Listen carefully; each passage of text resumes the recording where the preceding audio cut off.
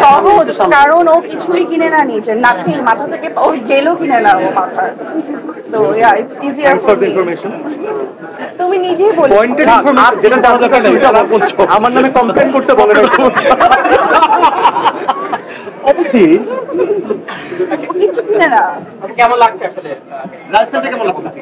খুবই ভালো লেগেছে। এখানে সব ধরনের ভেরিয়েশন আছে, আপনি আপনার যেরকমই চয়েস হোক না কেন, if you want something simple, they have simple Punjabi sherwani. আপনি যদি চান একটু যারা গ্রুম তাদের জন্য একটু হেভি কোনো কিছু চাচ্ছেন, সব কিছুই আছে। ইনফ্যাক্ট বাচ্চাদের আছে, যেটা ছোট বাচ্চাদের 1, 2, 3 বছর সাইজের শেরওয়ানি পাঞ্জাবি পাওয়াটা ইজ কোয়াইট ডিফিকাল্ট। সেটা এখানে একদম অনেক আছে, এবং আপনি ম্যাচিং করে নিতে পারবেন, ফাদার সান ডুও আপনি নিতে পারবেন এখান থেকে। বিয়ে বার্ষিক সামনে আসছে আমরা জানি, হ্যাঁ, এর মধ্যে কি ভাইয়াকে এই রাজস্থান থেকে একটা দিচ্ছেন নাকি? আমরা আরবার করে ফেলেছি, তো আর বিয়ে হচ্ছে না আমাদের আপাতত, বাট অন্য সিম্পল পাঞ্জাবি দিতে পারি। বার্ষিকীতে আসে কারো বিয়েতে হয়তো পড়ে যাবে সিয়ামের জন্য, অবধি কিনবে।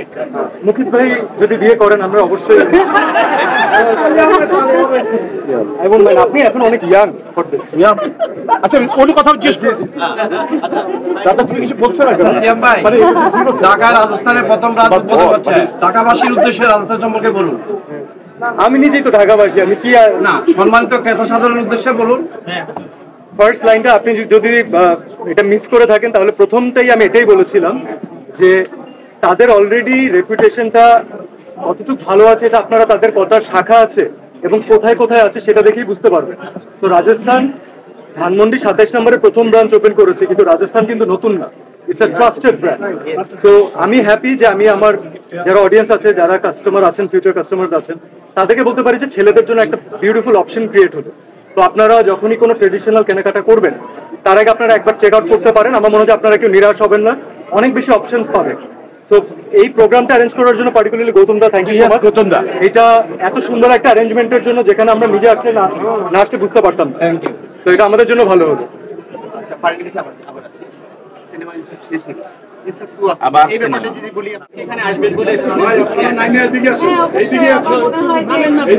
সুন্দর একটা শোরুম, এটার ওপেনিং এ আসছি, আমার তো দেখতে ভালো না লাগলে তো হবে না।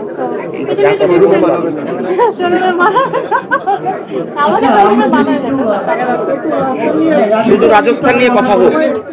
আমি এতক্ষণ যে রাজস্থানের প্রোডাক্টগুলো দেখছিলাম আমরা হাটটাতে, কিন্তু আমি নিজের জন্য পছন্দ এখন পরে হয়। যারা অলরেডি সন্তানের বাবা অথবা মা, তারা এটা রিয়েলাইজ করতে শেষ হলো। জঙ্গলির পরে কি আসছে?